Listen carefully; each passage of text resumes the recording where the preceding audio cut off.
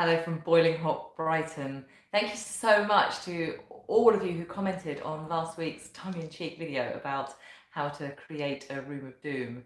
I was really grateful and there were lots of really good comments there. So I'll tell you who I am. I'm Rachel Papworth from Green and Tidy, the online professional organiser, liberating you from the shackles of clutter and chaos for peace of mind and productivity, because when your home works, your life works.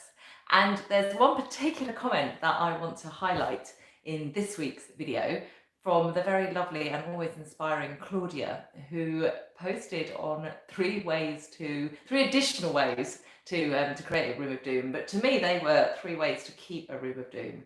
And I thought that's what I might talk about today. So here are 3 ways to make sure that once you've created your lovely room of doom, you never touch it again. The first one is to feel incredibly guilty all the time about all the unfinished tasks and deferred decisions that you've crammed into the room of doom, into the loft or the cellar or the garage or wherever it is. So remember that I said that was 2 of the ways to create a room of doom, was to put all your unfinished tasks in there and to put all your deferred decisions in there. In other words, all your clutter, because all clutter is either a deferred decision or an unfinished task. So once you've done that, just feel really guilty about all those tasks and decisions that are locked up in that room of doom, and that will stop you ever wanting to open the door again.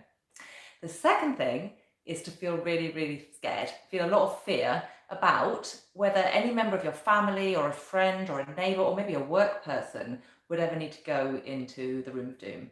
You know, what if the water tank in the loft needs looking at, or the boiler in the spare room needs looking at, and you have to let a work person in to look at that, but they can't get to it because it's so covered up with stuff? Or what if somebody that you know looks into your cellar and sees the mess down there? So just feel lots and lots of fear about that. That will stop you looking in that room ever again. And the third thing, of course, is our old friend shame. Make sure that you really beat yourself up and feel a lot of shame about getting yourself into such a mess. So those are your 3 ways to make sure that once you've successfully created a room of doom that you never want to look at again, that you never will, because it's too scary, frightening and embarrassing.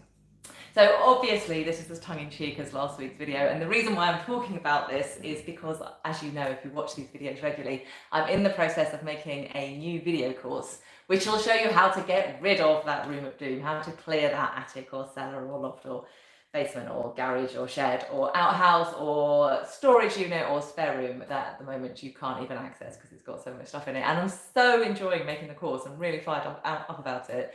The exciting news is that I have nearly finished scripting it.